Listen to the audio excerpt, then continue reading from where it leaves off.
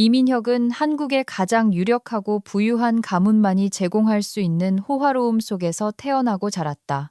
그의 아버지는 무에서 유를 창조하여 거대 재벌 미래그룹을 일군 입지전적인 인물이었고, 어머니는 외교관의 딸로 항상 우아하고 세련된 기품을 잃지 않았다.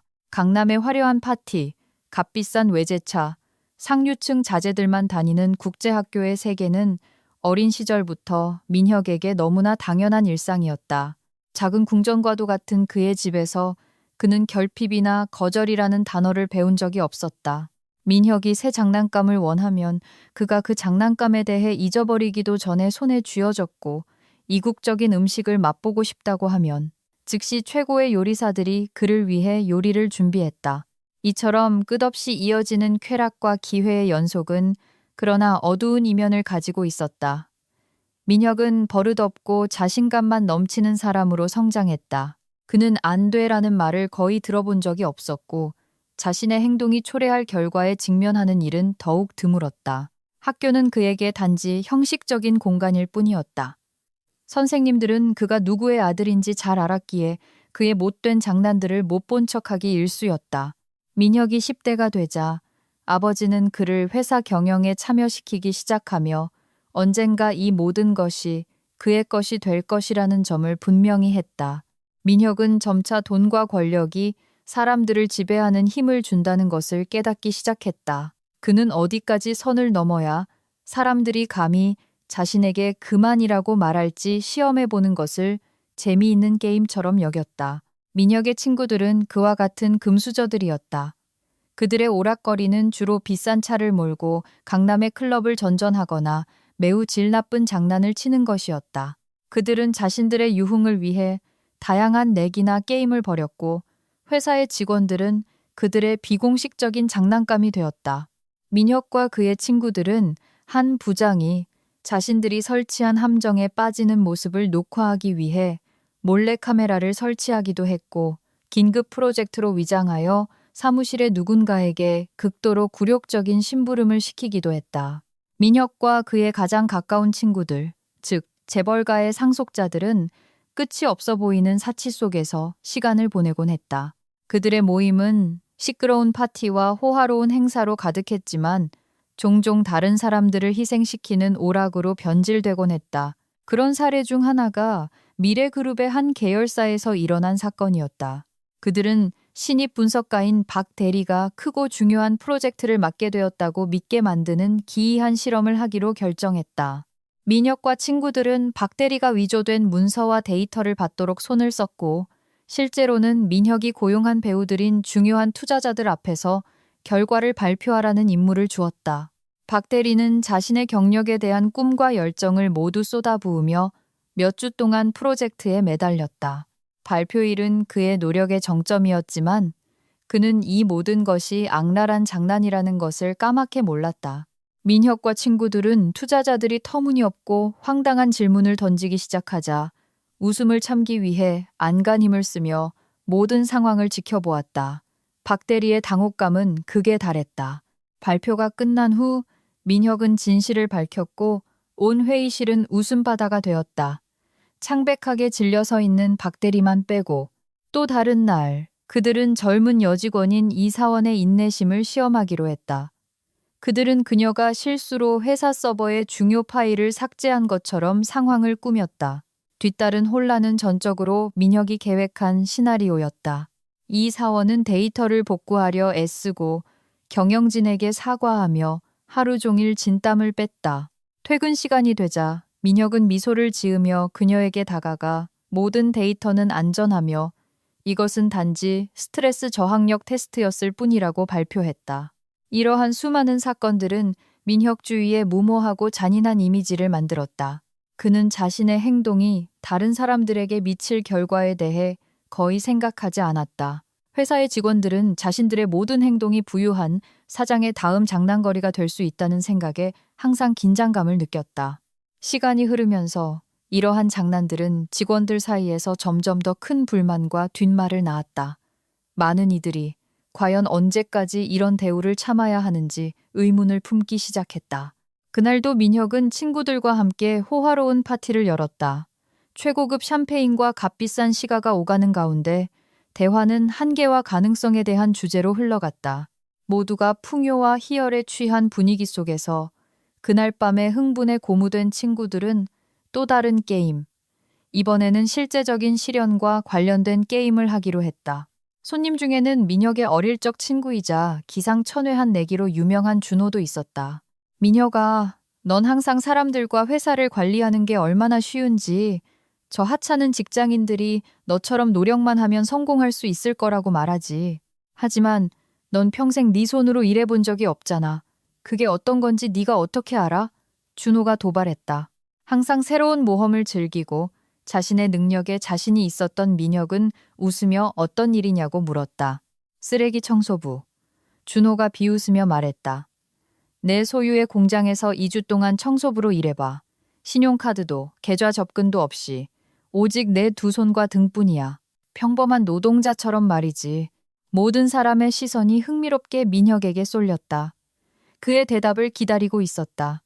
민혁에게 그 과제는 우스꽝스러워 보였다. 그래서 내가 얻는 게 뭔데? 판돈이 얼마야? 그가 태연하게 물으며 위스키를 한 잔 더 따랐다. 준호는 기다렸다는 듯이 대답했다. 10억 원. 민혁아, 네가 지면 나에게 10억을 주는 거고 이기면 내가 너에게 10억을 주는 거야. 방 안에는 침묵이 흘렀다. 모두가 내기의 조건을 곱씹고 있었다. 민혁은 가볍게 자란 수염을 쓰다듬으며 벽난로의 불꽃을 생각에 잠겨 응시했다. 술 기운과 모두의 기대감에 휩싸인 그는 동의했다. 좋아, 내기 받아들이지. 다음 주부터 난 청소부가 될 거야. 아무도 내가 누군지 알아서는 안 돼. 민혁은 흥분감을 느꼈다. 그는 항상 자신이 더 많은 것을 할 수 있다는 것을 증명하고 싶어 했다. 하지만 이번에는 뭔가 달랐다. 마음속 깊은 곳에서 그는 다가올 2주가 그가 한 번도 겪어보지 못한 시련이 될 것임을 직감했다. 다음 날 새로운 삶을 준비한 민혁은 민수라는 가명으로 울산에 있는 자신의 재활용 공장으로 향했다. 작업복, 더러운 안전화, 낡은 점퍼가 그의 평소 명품 정장을 대신했다. 앞으로 그를 기다리는 것은 2주간의 힘든 노동이었고 그는 곧 그것이 자신이 상상했던 것 이상으로 익숙한 세계와 다르다는 것을 깨닫게 될 것이었다. 이제 민수로 알려진 이민혁은 재활용 처리 공장 문 앞에 서서 자신이 완전히 다른 세상에 와 있다는 것을 느꼈다. 그는 달아빠진 작업복을 입고 있었는데 마치 코스프레 의상처럼 느껴졌다. 집 창고에서 급하게 가져온 장갑을 낀 그의 손은 이미 어색했다. 그의 앞에는 지금까지 아무런 관련도 없었던 또 다른 세계의 문이 열리고 있었다. 중년의 현장 반장이 나타나 그에게 기대하는 바를 빠르게 설명했다. 민수 씨, 저 컨베이어 벨트 보이지? 당신 임무는 쓰레기를 분류하는 거야. 플라스틱은 이쪽, 유리는 저쪽. 눈 똑바로 뜨고 작업 늦추지 마. 민혁은 긴장감을 감추려 애쓰며 고개를 끄덕였다. 그는 컨베이어 앞에 섰고 쓰레기 더미가 무자비하게 그의 앞으로 움직이기 시작했다. 속도는 감당하기 어려울 정도로 빨라 보였다. 병과 캔들이 눈앞에서 휙휙 지나가며 즉각적인 반응을 요구했다. 1시간도 채 되지 않아 민수, 즉 민혁에게 첫 번째 지적이 쏟아졌다. 어이, 신입! 유리랑 플라스틱도 구분 못해? 민혁이 실수로 플라스틱병 몇 개를 유리용 컨베이어에 던졌을 때 동료 중 한 명이 소리쳤다.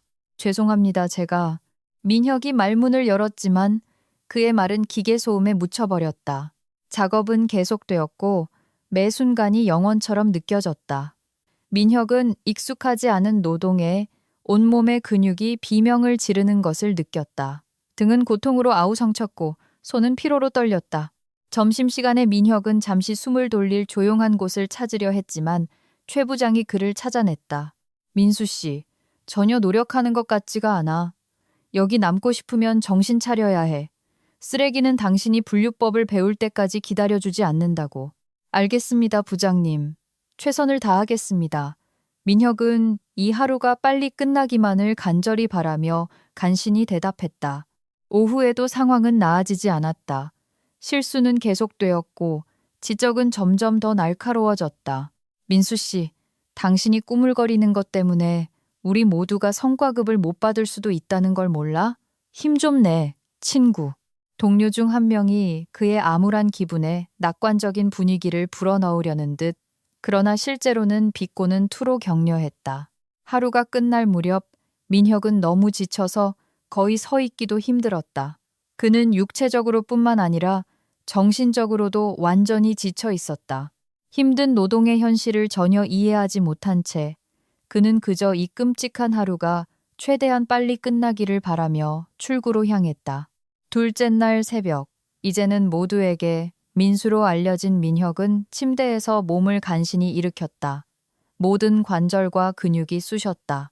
어제까지만 해도 새것 냄새가 나던 작업복은 이제 쓰레기와 땀 냄새에 찌든 것 같았다. 그는 다가올 하루가 어제보다 결코 쉽지 않을 것임을 직감했다. 공장에 도착하자마자 민수는 이미 탈의실 앞에서 그를 기다리고 있던 최 부장의 불만 가득한 시선과 마주쳤다. 지각이군, 민수 씨. 하루를 이렇게 시작하는 건 좋지 않아. 오늘 할 일이 산더미라고. 최 부장은 민수가 도착하자마자 그의 약점을 지적하며 비판했다. 컨베이어 벨트로 걸어가며 민수는 지각을 만회하기 위해 속도를 높이려고 했지만 그의 노력은 선임 작업자들의 비판에 부딪혔다. 여기서 춤이라도 추나? 빨리빨리 움직여. 당신 때문에 작업이 지연되는 건 못 참아. 교대조 반장 중 한 명이 그의 모든 움직임을 예리하게 지켜보며 소리쳤다. 점심시간에 민혁은 혼자 시간을 보내기로 했다. 하지만 군의 식당에서도 그는 평화를 찾을 수 없었다. 공장의 선임 검사관이 지나가면서 한마디 던지는 것을 잊지 않았다. 신입, 일하는 것처럼 먹지는 않겠지? 10분 남았으니 어서 먹고 일하러 가. 그의 말에 주변 사람들이 폭소를 터뜨렸다. 하루는 계속되었고 시간이 갈수록 긴장감은 고조되었다. 민수는 최선을 다했지만 그의 모든 실수는 새로운 조롱과 비판을 불러일으켰다. 어이, 날쌘돌이 양반. 또 컨테이너를 놓쳤잖아. 어디에 뭘 던져야 할지 지도를 그려줘야 하나? 한 작업자가 그의 서툰 움직임을 놀리며 외쳤다. 지적과 조롱은 하루 종일 계속되었다. 민혁은 분노가 치밀어 오르는 것을 느꼈고 이 모든 직원들을 당장 해고하고 싶은 충동을 느꼈다. 그는 자신이 예전에 부하 직원들에게 그랬던 것처럼 조롱과 저평가의 대상이 된다는 것이 어떤 것인지 이해하기 시작했다. 지치고 굴욕감에 휩싸인 민혁은 근무 시간이 끝나자 공장 출구를 향해 간신히 걸어갔다. 오늘 하루는 그의 육체적 힘뿐만 아니라 정신력까지 시험하는 날이었다. 그는 이 2주가 많은 것에 대한 자신의 관점을 바꿔놓을 것이라는 점을 깨달았지만 동시에 이런 굴욕을 견딜 준비는 되어 있지 않았다. 자신의 의지가 즉시 실현되던 세상에서 살았던 민혁은 이제 매일이 실현인 현실에 깊이 빠져들었다. 민수라는 가명 아래 그는 모든 특권과 편의가 박탈되고 매일 새로운 어려움이 닥치는 삶에 직면했다. 폐기물 재활용 공장에서의 청소부 일은 호화로운 사무실에서 대기업을 경영하는 것과는 전혀 다른 차원이었다.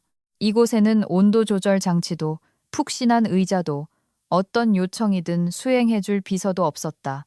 대신 민수는 매일 새벽에 일어나 더럽고 시끄러운 곳으로 출근해야 했고 그곳에서는 육체적 노동과 끊임없는 피로가 그를 기다렸다. 민혁에게 가장 먼저 와닿은 어려움 중 하나는 자가용이 없다는 것이었다.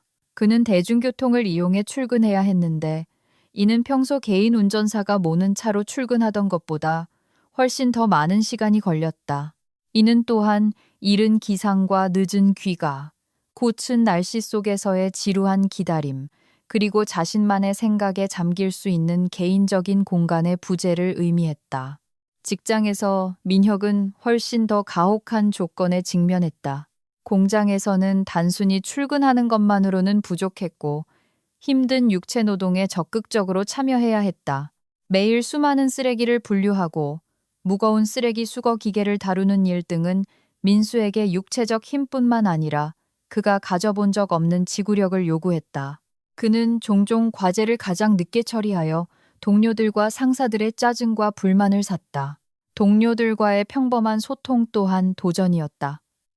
항상 존중과 경의에 익숙했던 민혁은 이제 자신의 의견이 거의 고려되지 않는 현실에 부딪혔다. 그의 제안이나 지적은 종종 무시되었고 실수는 조롱과 비판으로 이어졌다. 익숙했던 권위와 영향력의 부재는 그에게 큰 시련이었다. 그는 문제를 해결하기 위해 평소 사용하던 방법을 쓸 수 없었다. 그는 특별한 특권이 없는 그저 평범한 노동자 중 한 명일 뿐이었다. 그의 삶에서 또 다른 중요한 변화는 식사였다. 공장에는 고급 케이터링 점심이나 비싼 레스토랑에서의 비즈니스 저녁 식사가 없었다. 대신 민혁은 공장 구내 식당에서 제공되는 음식이나 자신이 감당할 수 있는 도시락으로 끼니를 때워야 했다. 음식은 그가 익숙했던 미식의 즐거움과는 거리가 먼 단순하고 단조로운 것들이었다. 그는 오직 내기에서 질 수 없다는 생각 하나만으로 버티고 있었다. 시련의 한 주가 중반에 접어들었을 때 매일이 점점 더 힘겨워지던 민혁, 동료들 사이에서 민수로 알려진 그는 최근 회사에 입사한 젊은 격리사원 서연을 만났다. 이른 아침이었고 그는 이미 무거운 재활용 자재 포대를 옮기느라 흙투성이가 되어 있었다. 서연과의 만남은 가장 예기치 않은 순간에 일어났다. 자기 구역으로 서둘러 가던 그는 복도를 급히 지나가다가 재무보고서 뭉치를 들고 있던 서연과 부딪혔다. 서류들이 공중으로 날아올라 그들 주위에 종이에 혼돈을 만들어냈다. 아, 세상에. 정말 죄송합니다. 민혁은 재빨리 몸을 숙여 그녀가 흩어진 서류들을 줍는 것을 도왔다. 괜찮아요. 제 잘못인걸요. 제가 앞을 제대로 보지 않았어요. 서연이 미소를 지으며 그와 함께 서류를 주우며 말했다. 그녀의 목소리는 민혁의 주위를 즉시 끈 부드러운 온기를 담고 있었다. 그들이 모든 서류를 다 모았을 때 서연은 그의 지친 얼굴과 더러운 작업복을 보았다. 많이 힘들어 보이시네요. 커피 한 잔이 필요할 것 같아요. 제가 살게요. 그녀가 제안했고 민혁은 거절할 수 없었다. 그들의 발걸음은 그들을 작은 공장 구내 식당으로 이끌었고 그곳에서 커피를 주문했다. 테이블에 앉아 서연은 그가 어떻게 공장에서 일하게 되었는지 그리고 그가 겪고 있는 어려움에 대해 물었다. 저희 어머니는 항상 어려움이 우리를 더 강하게 만든다고 말씀하셨어요. 서연이 동정심과 감탄이 섞인 눈으로 그를 바라보며 부드럽게 말했다. 그리고 저는 그 말씀이 옳다고 생각해요.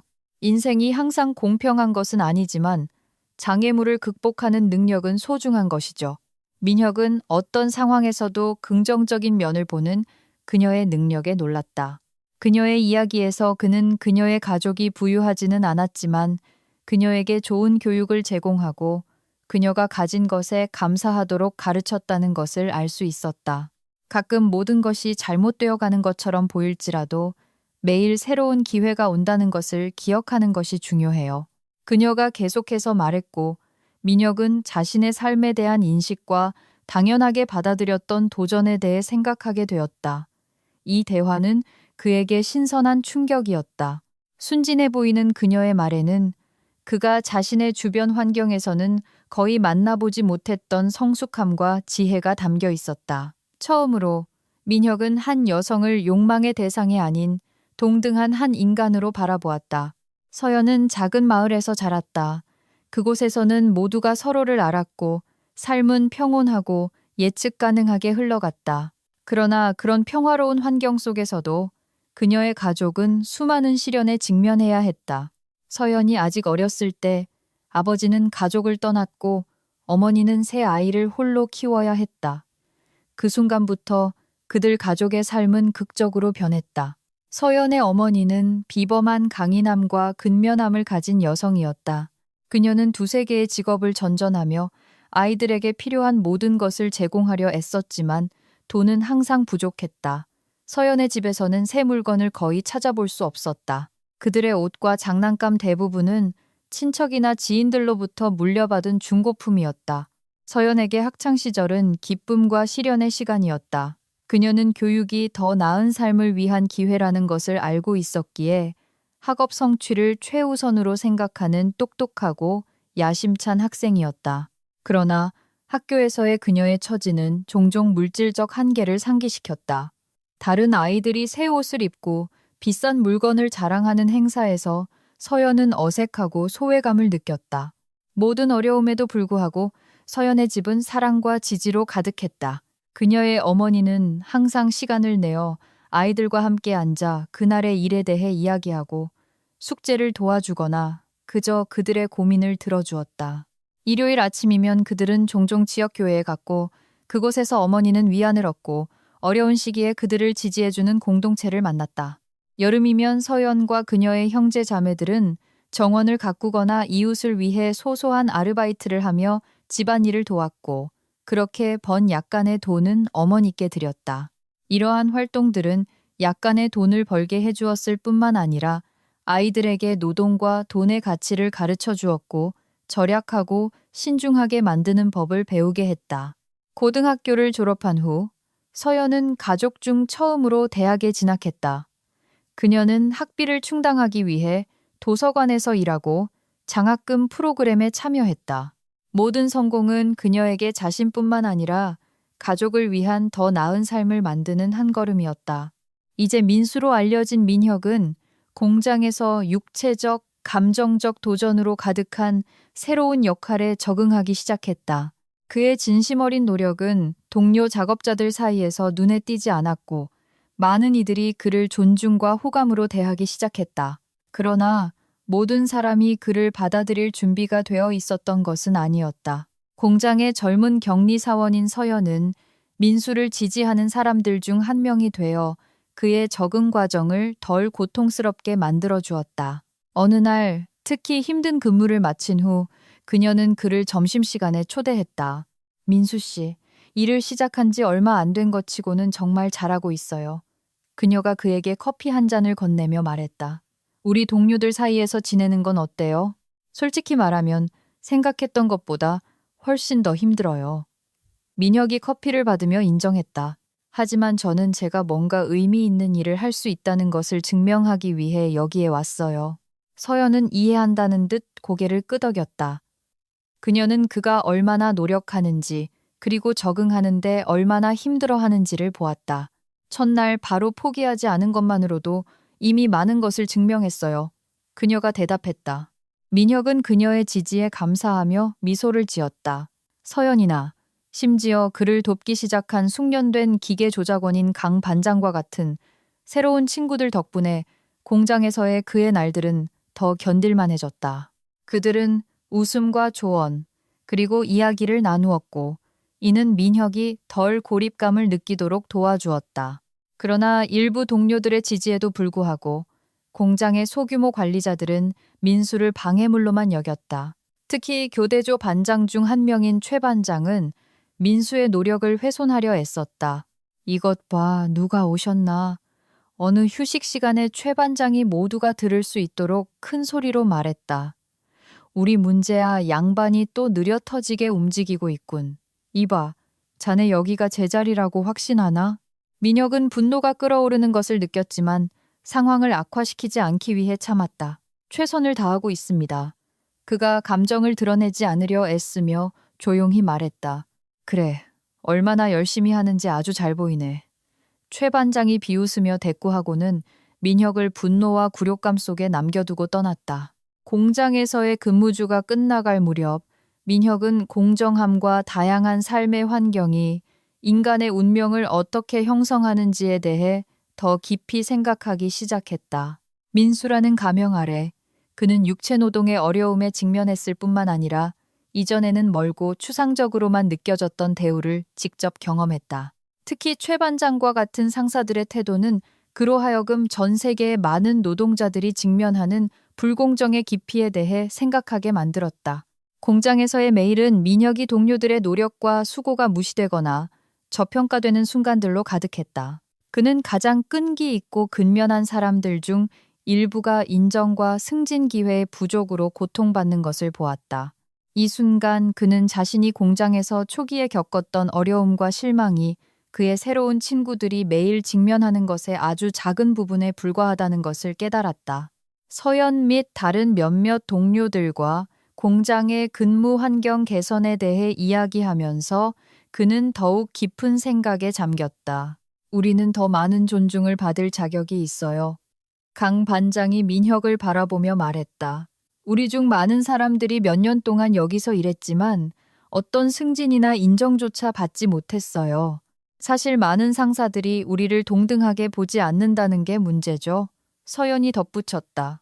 이 대화는 민혁에게 깊은 인상을 남겼다. 그는 이 공장뿐만 아니라 더 넓은 범위에서 변화가 필요하다고 생각하기 시작했다. 그가 자신의 본래 직무로 돌아갔을 때 이러한 변화를 가져올 힘이 그에게 있었다. 공장에서의 시간이 계속되면서 민수라는 이름으로 위장한 민혁은 해결해야 할 내적 갈등에 직면했다. 서연과의 관계가 깊어지면서 자신의 정체를 숨기는 것이 점점 더 어려워졌다. 그는 서연과 쌓은 신뢰를 위해 정직이 결정적으로 중요하다는 것을 알았지만 진실을 밝힘으로써 그녀의 존경과 우정을 잃을까 두려웠다. 민혁은 모든 카드를 공개하기 전에 어느 정도 기반을 다져야 한다고 결정했다. 어느 날 저녁 퇴근 후 그들이 공장 구내식당 한 구석에 앉아 있을 때 민혁은 조심스럽게 이 주제를 꺼내기로 했다. 서연 씨, 혹시 우리 회사 사장님이 어떤 분일지 생각해 본 적 있어요? 그가 그녀의 반응을 살피며 불쑥 물었다. 서연은 놀란 듯 눈썹을 치켜 올리며 의자에 살짝 기댔다. 솔직히 우리 사장님을 본 적은 한 번도 없어요. 그녀가 천천히 대답했다. 하지만 소문은 많죠. 그다지 좋은 사람은 아니라고들 해요. 많은 사람들이 그가 직원들에게 잔인하고 우리의 이익이나 복지에 대해서는 전혀 생각하지 않는다고 말하더군요. 이 말들은 민혁의 가슴을 찔렀다. 그는 일부 직원들 사이에서 자신의 평판에 대해 항상 알고 있었지만 서연에게서 직접 이렇게 듣는 것은 고통스러웠다. 흥미롭네요. 그가 자신의 반응을 감추려 애쓰며 중얼거렸다. 서연 씨, 개인적으로는 어떻게 생각해요? 만약 그와 이야기할 기회가 생긴다면 무엇을 바꾸고 싶어요? 서연은 자신의 말을 신중하게 고르며 생각에 잠겼다. 저는 그에게 우리와 더 자주 함께하며 우리가 어떻게 일하는지 보고 우리가 매일 어떤 일을 겪는지 이해해달라고 부탁하고 싶어요. 우리 중 많은 사람들이 정말 열심히 일하고 있는데 그가 그것을 보고 인정해준다면 정말 좋을 거예요. 그녀의 말을 들으며 민혁은 자신이 직원들과 거리를 둠으로써 얼마나 많은 것을 놓쳤는지 깨달았다. 그는 이 대화를 계속 이어가 고백해야 할지 망설였다. 합리적인 말이네요. 그가 부드럽게 말하며 자신의 진짜 정체를 밝히려는 결정을 미루었다. 아마 언젠가 그가 당신의 말을 들어줄지도 모르죠. 두 사람은 각자의 생각에 잠겨 침묵했다. 민혁은 조만간 자신을 드러내야 한다는 것을 알았지만 오늘의 대화는 지금이 최적의 시기가 아님을 보여주었다. 민혁의 공장에서의 한 주가 끝나갈 무렵 경영진과의 관계, 특히 자신의 권력을 과시할 기회를 놓치지 않는 소규모 관리자들과의 상호작용에서 긴장감이 고조되었다. 부하 직원들을 특히 잔혹하게 대하기로 유명했던 최 반장은 민수를 본보기로 삼아 길들이기로 결심했다. 어느 아침 회의에서 최 반장은 근무 규율 위반에 대한 재무 보고 및 벌금 부과를 담당하는 서연에게 다가갔다. 김서연 씨, 민수 씨에게 벌금을 부과해줬으면 좋겠어. 최 반장이 서연과 민혁 사이를 번갈아 쳐다보며 말했다. 오늘 아침에 지각했어. 이건 처벌받아야 한다고 생각해. 지난 며칠 동안 민수를 성실하고 정직한 직원으로 알게 된 서연은 당황했다. 그녀는 벌금을 부과할 만한 어떤 잘못도 보지 못했다. 그는 항상 최선을 다해요. 그녀가 추가적인 갈등을 피하려 애쓰며 조심스럽게 말문을 열었다. 내 관심사가 아니야. 최 반장이 날카롭게 말을 잘랐다. 나는 교대조 반장이고 여기서는 내 말이 법이야. 그는 지각했으니 처벌받아야 해. 이건 모두에게 본보기가 되어야 한다. 서연은 압박감이 커지는 것을 느꼈다. 그녀는 이 경우에 정의를 옹호하는 것이 자신의 직장을 잃게 할 수도 있다는 것을 알았지만 그녀 자신의 원칙이 다르게 행동하는 것을 허락하지 않았다. 최 반장님, 저는 그렇게 할 수 없습니다. 우리 내부 규정을 위반하는 것입니다. 반장님 말씀 외에는 그의 지각에 대한 증거가 없습니다. 절차를 따라야 합니다. 서연이 위험을 감수하고 있다는 것을 알면서도 단호하게 말했다. 최 반장은 분노로 얼굴이 붉어졌다. 당신이 상사의 명령을 따르는 대신 이 신입 편을 들겠다는 건가? 그 때문에 당신 경력을 위태롭게 하고 싶다는 거 확실해? 그가 화를 내며 물었다. 서연은 곤란한 상황을 만든 것에 대해 죄책감을 느끼며 한쪽에 서 있는 민혁을 쳐다보았다. 그녀는 다가올 싸움에 대비해 힘을 모으며 고개를 끄덕였다. 네, 확신합니다. 정당한 근거 없이 사람에게 벌금을 부과하지 않겠습니다. 이건 불공평하고 반장님도 그걸 알고 계시잖아요. 그녀가 자신의 결정에 가능한 결과에 대비하며 확고하게 말했다. 민수라는 이름으로 숨어 지내던 민혁에게 공장에서의 둘째 주의 절정은 금요일에 찾아왔다. 그는 자신의 진짜 정체를 모든 공장 직원들에게 밝히기로 결심했다. 특히 서연과 최 반장과 관련된 일련의 사건과 갈등을 겪은 후 그는 더 이상 진실을 숨길 수 없다고 깨달았다. 민혁은 공장의 큰 경납고에서 전체 조회를 소집했다. 갑작스러운 조회에 대한 소문이 빠르게 퍼지면서 긴장감이 감돌았다. 서연과 최 반장을 포함한 직원들은 흥미와 약간의 불안감을 가지고 발표를 기다렸다. 와주셔서 감사합니다.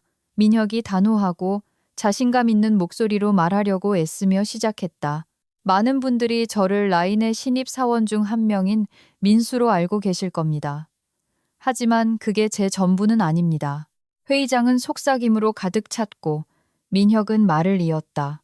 제 본명은 이민혁이며 저는 이 공장의 소유주이자 미래그룹의 후계자입니다. 제가 여기에 온 것은 우연이 아닙니다.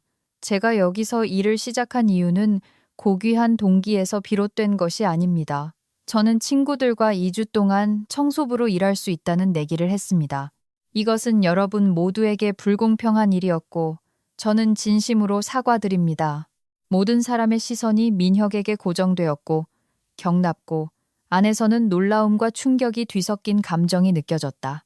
이 한 주 동안 저는 이곳에 많은 것들이 제대로 되어 있지 않다는 것을 보았습니다. 저는 일부 관리자들이 자신의 지위를 남용하고 그것이 여러분 모두에게 어떤 영향을 미치는지 보았습니다.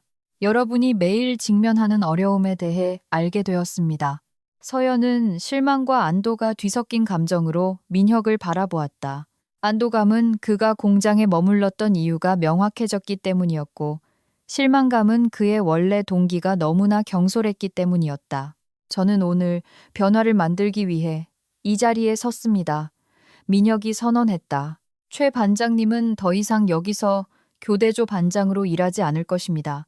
저는 공장 관리가 공정하고 정직하게 이루어지도록 조치를 취할 것입니다. 오늘부터 우리는 근무 환경을 개선하고 임금을 인상하며 모든 사람이 가치 있고 존중받는다고 느낄 수 있도록 노력할 것입니다. 반응은 엇갈렸지만 대체로 긍정적이었다. 작업자들은 서로 시선을 교환했고 일부는 고개를 끄덕였으며 다른 이들은 여전히 들은 말을 소화하고 있었다. 민혁은 신뢰를 회복하고 공장을 개선하기 위해 앞으로 해야 할 일이 많다는 것을 알았지만 그는 이 도전에 맞설 준비가 되어 있었다. 솔직한 고백 다음 날, 민혁은 혼자가 아니라 법무팀과 함께 공장에 나타났다. 최고의 정장을 차려입은 그는 결단력과 권위가 넘치는 걸음걸이로 공장 문을 통과했다.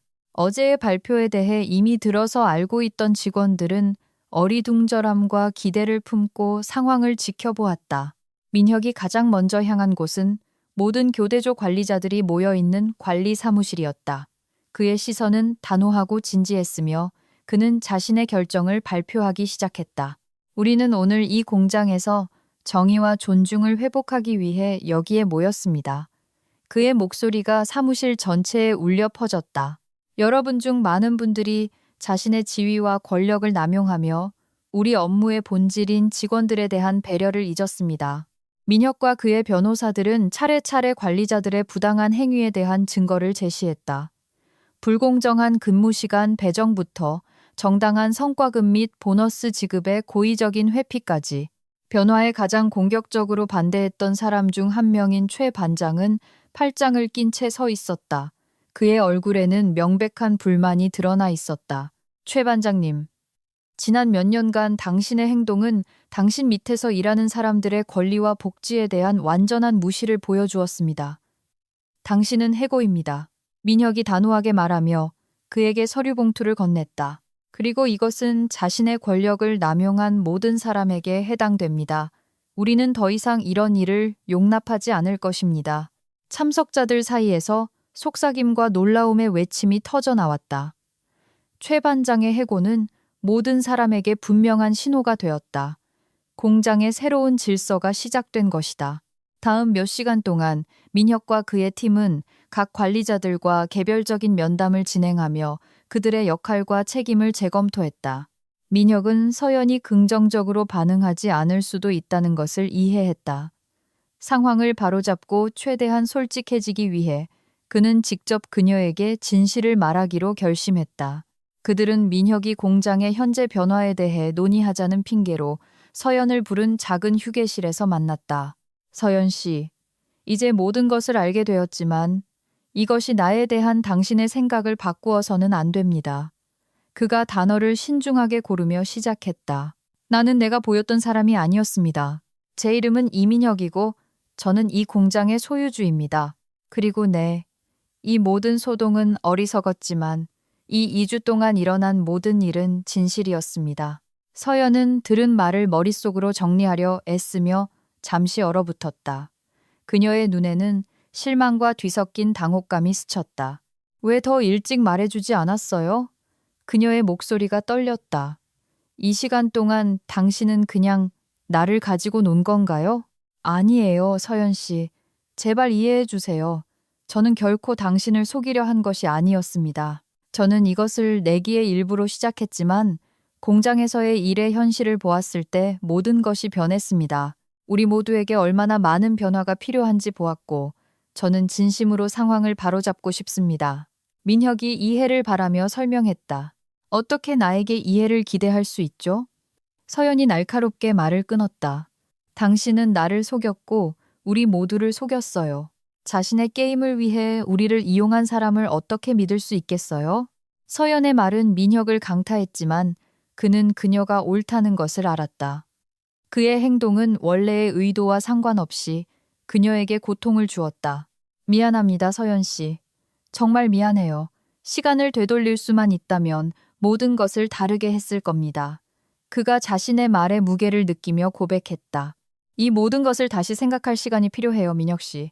지금 당장은 당신이 이 모든 시간 동안 바로 옆에 있었으면서도 스스로 그 문제를 피부로 느끼기 전까지는 아무것도 하지 않았다는 것을 알면서 여기서 계속 일할 수 있을지 모르겠어요. 서연이 재빨리 일어나 문으로 향하며 말했다. 이 대화는 민혁을 텅 빈 방에 홀로 남겨두었고 그는 경솔하게 내린 하나의 결정이 얼마나 많은 결과를 가져올 수 있는지 그리고 잃어버린 신뢰를 되찾는 것이 얼마나 어려운 일인지 생각하게 했다. 때로는 그것이 경영 방식의 변화보다 훨씬 더 많은 것을 요구한다는 것을 최근 자신의 진짜 정체를 공장 직원들 앞에서 밝힌 이민혁은 자신의 결정이 가져온 결과의 무게를 느끼고 있었다. 그의 비밀이 드러나면서 그는 자신의 실수를 깨달았을 뿐만 아니라 그것들을 바로잡아야 할 절박한 필요성을 느꼈다. 특히 서연과의 관계가 틀어진 것은 고통스러웠다. 민혁은 변화할 수 있다는 것을 증명하고 책임을 질 준비가 되어 있다는 결심에 차 있었다. 가장 먼저 민혁은 모든 공장 직원들과의 만남을 주선하여 행동 계획을 논의하고 그들의 제안과 의견을 듣기로 했다. 그는 신뢰를 회복하기 위해서는 변화에 대해 말하는 것뿐만 아니라 적극적으로 실천해야 한다는 것을 이해했다. 저는 여러분의 말을 듣기 위해 여기에 왔습니다. 저는 여러분과 함께 우리 일터를 더 나은 곳으로 만들기 위해 노력하고 싶습니다. 여러분의 아이디어에 열려 있으며 어떤 제안이든 논의할 준비가 되어 있습니다. 직원들의 말을 들으며 민혁은 메모를 하고 근무 환경, 작업장 안전, 보상 시스템 개선을 위한 구체적인 조치를 약속했다. 그는 또한 윤리 경영, 의사소통에 관한 과정을 포함하는 새로운 관리자 교육 프로그램의 신설을 발표했다. 다음 단계는 경영진과 직원들 간의 의사소통 채널을 개선하는 것이었다. 민혁은 결정의 투명성을 보장하고 모든 사람에게 발언 기회를 주기 위해 모든 직급의 직원들과 정기적인 회의를 도입했다. 또한 민혁은 공장의 일상생활에 개인적으로 참여하기 시작했다. 그는 정기적으로 작업 현장을 방문하고 직원들과 대화하며 그들의 의견과 제안에 관심을 가졌다. 이를 통해 그는 업무의 현실을 더 잘 이해할 수 있었을 뿐만 아니라 그들과 더 따뜻하고 신뢰 있는 관계를 구축할 수 있었다. 팀의 피드백에 영감을 받은 민혁은 생산성 보너스 및 포상 프로그램을 포함한 새로운 보상 시스템 개발에 착수했다. 그는 이것이 직원들에게 동기를 부여하고 그들의 노력이 모든 관리 수준에서 진정으로 가치 있게 여겨진다는 것을 보여주기를 바랐다. 하지만 민혁에게 가장 어려운 시련은 서연과의 관계를 회복하는 것이었다. 그는 여러 차례 그녀에게 연락하여 자신의 동기를 설명하고 사과하려 했지만 모든 시도는 실패로 끝났다. 공장의 변화와 직원들의 환경 개선을 위해 몇 달 동안 노력한 후 민혁은 전문적인 분야에서는 상당한 진전을 이루었음에도 불구하고 서연과의 개인적인 화해는 여전히 그의 마음을 무겁게 짓누르는 미해결 문제로 남아있다는 것을 느꼈다. 그는 서연과의 신뢰를 회복하지 못한다면 자신의 노력이 불완전하게 느껴질 것이라고 생각했다. 민혁은 그들의 관계를 회복하기 위해 과감한 조치를 취해야 한다고 결심했다. 비록 그가 이미 한번 겪었던 길을 다시 가야 할지라도 말이다. 어느 날 저녁, 결심을 굳힌 민혁은 서연의 집으로 차를 몰았다. 그의 손에는 그녀가 가장 좋아한다고 언급했던 것을 기억해둔 소박한 들꽃으로 이루어진 작은 꽃다발이 들려 있었다. 그녀의 집에 도착한 그는 심호흡을 하고 초인종을 눌렀다. 서연은 그의 방문에 분명히 놀란 듯 보였다. 그녀는 경계하는 듯 했지만 그녀의 눈에는 호기심이 어려 있었다. 민혁 씨, 무슨 일이에요? 그녀가 문을 살짝 열며 물었다. 서연 씨, 제가 온 이유는 우리가 마지막 대화를 끝내지 못했기 때문이에요. 민혁이 그녀에게 꽃을 건네며 시작했다. 제가 많은 실수를 했다는 걸 알아요. 당신이 바로 모든 것을 용서해 줄 거라고 기대하지 않아요. 하지만 저는 부탁을 하러 여기에 왔어요. 서연은 꽃을 받았고 조금 부드러워졌지만 여전히 경계심을 늦추지 않았다. 제발, 처음부터 다시 시작할 기회를 주세요. 필요하다면 다시 청소부가 될 준비가 되어 있어요. 당신의 신뢰를 회복하고 제가 변했다는 것을 증명하기 위해 필요한 모든 것을 할 준비가 되어 있어요. 그가 그녀의 눈을 정직하게 바라보며 계속 말했다. 서연은 그의 말에 충격을 받아 잠시 얼어붙었다. 그녀는 천천히 문 옆에 작은 테이블에 꽃을 놓고 민혁을 바라보았다. 그녀의 시선에는 의심과 희망이 뒤섞여 있었다. 민혁 씨, 정말로 그게 뭔가를 바꿀 거라고 생각해요? 그녀가 조용히 물었다. 모르겠어요, 서연 씨. 하지만 만약 제가 시도하지 않는다면 평생 후회할 거라는 건 알아요. 저는 한 가지를 깨달았어요. 당신 곁에 있고 당신이 일하는 모습을 보고 당신이 사람들을 대하는 방식을 보는 것이 저를 더 나은 사람으로 만들었어요. 그리고 저는 당신을 위해 우리 공장의 모든 사람들을 위해 더 나아지고 싶어요. 서연은 그의 말을 곱씹으며 침묵했다. 마침내 그녀는 적어도 그의 말을 들어줄 준비가 되었다는 것을 보여주며 고개를 끄덕였다. 좋아요, 민혁 씨. 이야기할 수는 있어요. 하지만 이건 쉽지 않을 거라는 걸 이해해 주세요. 그리고 만약 우리가 다시 시작한다면 저는 진정한 변화를 보고 싶다는 것을 알아야 해요. 그럴 준비가 되어 있어요, 서연 씨. 그리고 이 기회를 줘서 고마워요. 그가 안도의 한숨을 내쉬며 말했다. 당신이 다시 청소부로 돌아갈 준비가 되었다는 건 믿기 힘드네요. 서연이 그의 대답을 기다리며 교활하게 그를 쳐다보았다. 잠시 후 민혁이 대답했다. 솔직히 말하면 별로 그러고 싶지는 않아요. 서연은 미소를 지으며 그를 아파트 안으로 들여보냈다. 구내식당의 메뉴 개선과 점심시간 연장 등 새로운 개선 사항들 덕분에 공장의 생활이 점차 안정되기 시작하면서 민혁은 그곳에서 점점 더 많은 시간을 보내게 되었다. 이는 그에게 변화를 감독할 기회를 주었을 뿐만 아니라 직원들과의 유대를 강화하는 계기가 되었다. 특히 서연과의 관계는 점차 회복되기 시작했지만 그녀는 그의 기이한 경험에 대해 농담할 기회를 놓치지 않았다. 어느 날 점심시간에 민혁과 서연은 새로 단장한 구내식당에 앉아 오늘의 새로운 메뉴를 즐기고 있었다. 글쎄요, 민혁 씨. 서연이 그의 호화로운 식사를 보며 미소를 지으며 말했다. 이게 당신이 익숙한 재벌가의 미식 요리와는 거리가 멀다는 건 알지만 그래도 먹을 만은 하죠. 이미 그녀의 농담에 익숙해진 민혁은 같은 분위기로 대답했다.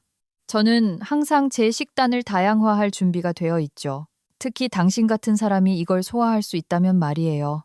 게다가 라인에서 일했던 시간 이후로는 쓰레기 봉투에 담겨 있지 않은 거라면 뭐든지 먹을 수 있어요.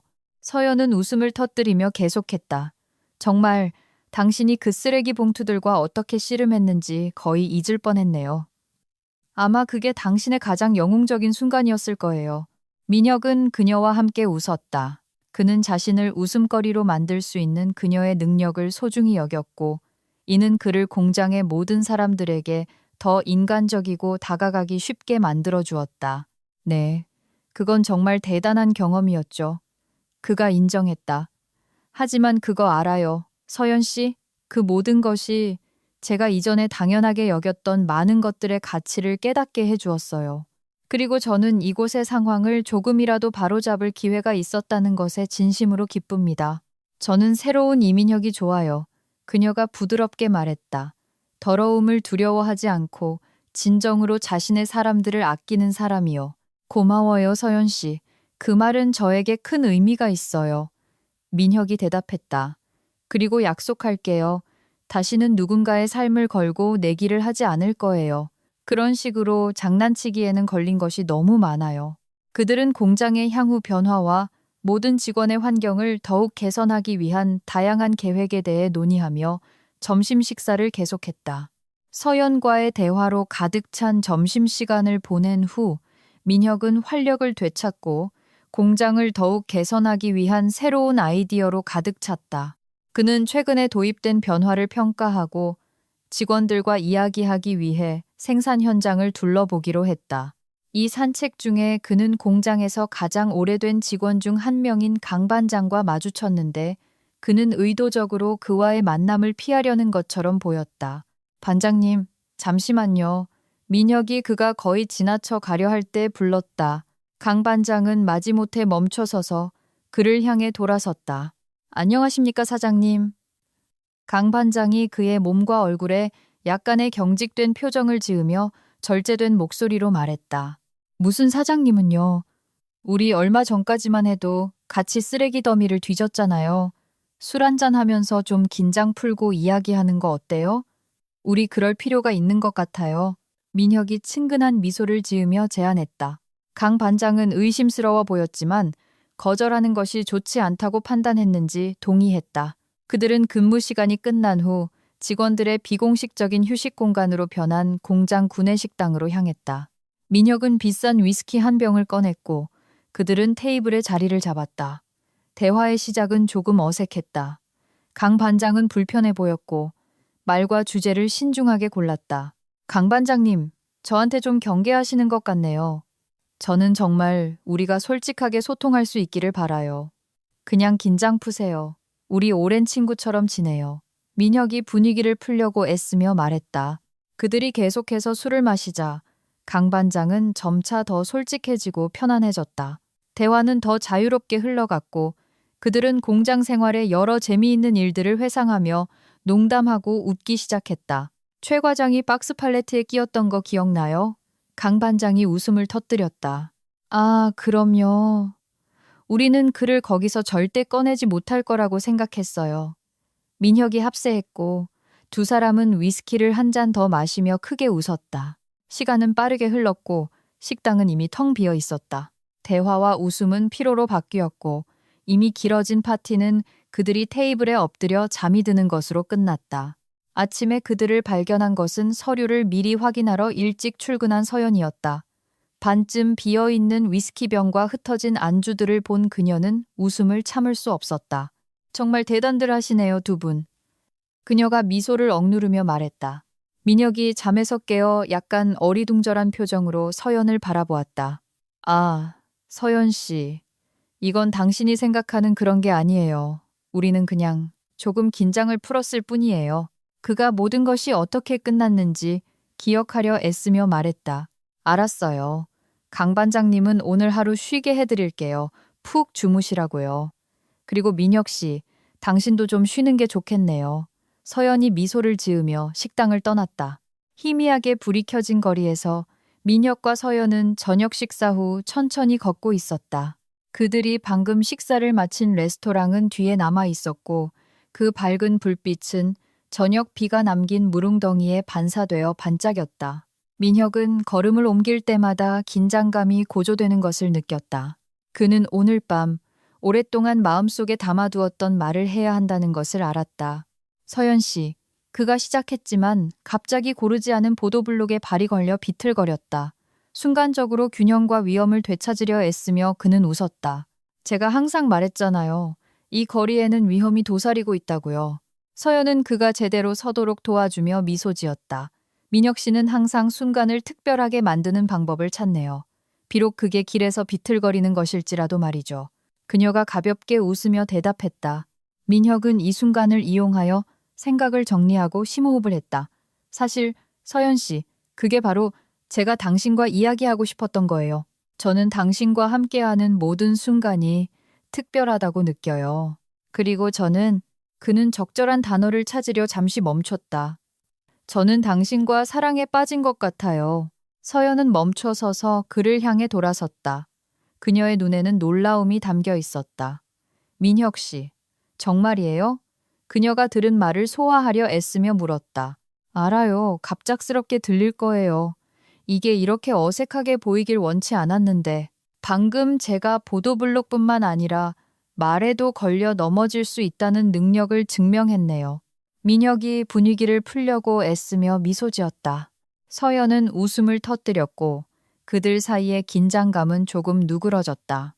민혁 씨, 당신은 정말 이런 순간들을 기억에 남게 만드는 재주가 있네요. 그녀의 목소리가 더 따뜻하게 들렸다. 저는 당신을 정말 소중하게 생각하고 당신이 어떻게 변했는지도요. 제 생각에 저도 그럴 수 있을 것 같아요. 그녀는 적절한 단어를 찾으며 말을 흐렸다. 두 사람은 서로를 보며 미소 지었다. 이것이 그들의 관계를 영원히 바꿀 수 있는 대화라는 것을 이해하면서 그럼 우리 한번 시작해 볼까요? 이 감정들이 우리를 어디로 이끌지 한번 보죠.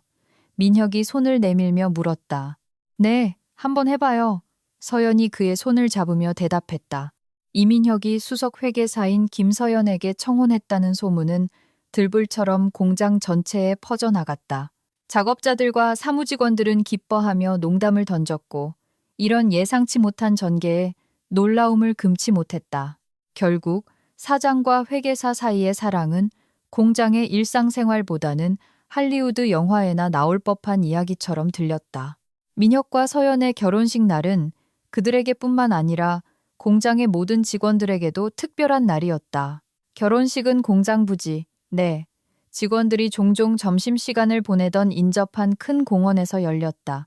그들의 사랑 이야기가 시작된 바로 그곳이었기 때문에 상징적인 의미가 있었다. 민혁과 서연은 자신들뿐만 아니라 공장의 모든 사람들에게 특별한 날을 만들어주고 싶었기 때문에 예외 없이 모두를 초대했다. 결혼식 전날 아침, 공장은 분주함과 설렘으로 가득했다. 모두가 행사를 준비하며 세부 사항을 논의하고 다가올 결혼식에 대해 농담을 했다. 그날이 되자 공장은 일시적으로 작업을 중단했고 모든 직원이 축제에 참여할 수 있었다. 구내식당은 꽃과 리본으로 연회장으로 탈바꿈했고 테이블은 일주일 동안 준비한 음식으로 가득 찼다. 민혁은 세련된 밝은 회색 정장을 입고 나타났고 서연은 공장 배경과 너무 대조적으로 화려해 보이지 않도록 특별히 고른 심플하면서도 우아한 드레스를 입고 있었다. 결혼식은 민혁과 서연이 동료들의 박수와 색종이 세례를 받으며 군중 속을 걸어가는 것으로 시작되었다. 식 자체는 짧았지만 매우 감동적이었다. 서약과 결혼 반지를 교환한 후 진정한 축제가 시작되었다. 저녁은 즐거울 것을 약속했다. 공식적인 부분이 끝난 후 부부의 가까운 친구들뿐만 아니라 동료들의 축사가 이어졌다. 유머 감각으로 유명한 공장의 한 기계공이 축배를 들었다. 우리가 사랑하는 사장님, 이민혁 씨는 아주 형편없는 쓰레기 분류가일지는 몰라도 좋은 남편이 되기를 바랍니다. 그들의 함께하는 삶이 우리의 지난 분기 실적처럼 성공적이고 생산적이기를 기원하며 건배합시다. 웃음과 박수 소리가 공간을 가득 채웠고 민혁과 서연은 모든 이들의 지지와 따뜻한 말에 감사했다. 그리고 춤이 시작되었고 그들의 첫 춤은 그들이 처음 만났던 날 흘러나왔던 노래에 맞춰 추는 신혼부부의 춤이었다. 결혼 후 민혁과 서연은 부부일 뿐만 아니라 공장의 삶을 개선하는 데 있어 파트너가 되었다. 매일 그들은 회사를 성공적으로 만들 뿐만 아니라 모든 직원이 가치 있고 존중받는다고 느끼는 곳으로 만들기 위해 노력했다. 그들의 공동 노력 덕분에 공장의 삶은 더 나은 방향으로 바뀌었다. 그러나 민혁과 서연의 삶의 모든 변화가 일에만 관련된 것은 아니었다. 결혼 후 얼마 지나지 않아 서연은 임신 소식을 알렸고 이는 그들의 삶에 또 다른 흥미로운 장을 열었다. 서연은 출산 휴가에 들어가면서 자신의 업무 대부분을 신뢰하는 동료들에게 넘겼지만 그렇다고 해서 공장의 발길을 끄는 것은 아니었다. 공장의 환경은 계속해서 개선되었다. 민혁은 작업장에 현대적인 장비를 제공하고 쾌적한 분위기를 조성하는 데 큰 관심을 기울였다. 노동자들은 전문적인 성장을 위한 더 많은 권리와 기회를 얻었고 개선된 사회복지 패키지는 공장에서의 일을 바람직하고 안정적인 것으로 만들었다. 출산 휴가 중에도 서연은 모든 것이 잘 진행되고 있는지 확인하기 위해 때때로 공장을 찾았다. 어느 날 예고 없이 방문했을 때 그녀는 민혁과 강 반장이 구내 식당에서 즐거운 술자리를 벌이고 있는 것을 발견했다. 공기 중에 희미하게 퍼진 알코올 냄새와 그들의 얼굴에 떠오른 편안한 미소는 경영진이 근무 시간에 또다시 약간의 휴식을 취하기로 결정했다는 것을 의심할 여지 없이 보여주었다. 내가 당신들을 여기서 찾을 줄 알았지. 서연이 불만 섞인 목소리로 시작했지만 그녀의 눈에는 가벼운 짜증이 어려 있었다. 민혁은 재빨리 일어나 그녀에게 다가가 껴안았다. 자기야, 이건 당신이 생각하는 그런 게 아니야. 우리는 그냥 공장을 위한 새로운 아이디어를 논의하고 있었을 뿐이야. 그가 그녀의 뺨에 키스하며 자신 있게 말했다. 아하, 손에 병을 들고 새로운 아이디어를? 서연이 비꼬는 투로 대답했지만 그녀의 눈은 이미 부드러워져 있었다. 다시는 이런 일이 없도록 약속해. 약속할게. 민혁이 그녀를 꼭 껴안으며 부드럽게 말했다. 서연은 여전히 테이블에 앉아 그녀에게 손을 흔드는 강 반장에게 손을 흔들어 보였다. 안녕히 계세요, 신사분들. 당신들의 새로운 아이디어가 아침 숙취만큼의 가치가 있기를 바라요. 그녀는 이미 미소를 지으며 떠나면서 말했다.